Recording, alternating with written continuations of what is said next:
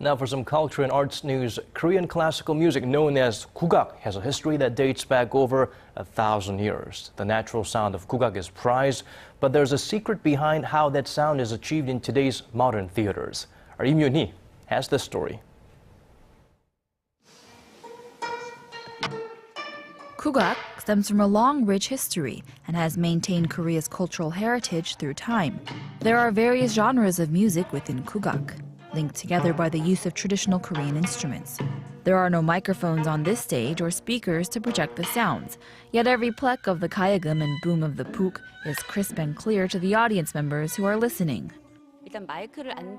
They don't use a mic, but you can still hear the individual sounds of each instrument, which is really special. The set pieces on a Gugak stage are typically centered, and there's a traditional folding screen placed center stage to amplify the sounds of the instruments. The material of the folding screen plays a role as well, preventing any unwanted sounds from reaching the audience. Meanwhile, the instruments used in Gugak have a significantly shorter reverberation time of only 1.2 seconds at most, as compared to classical instruments with much longer reverberation times. To compensate, the stage is designed and arranged to create the ideal setting for the instruments.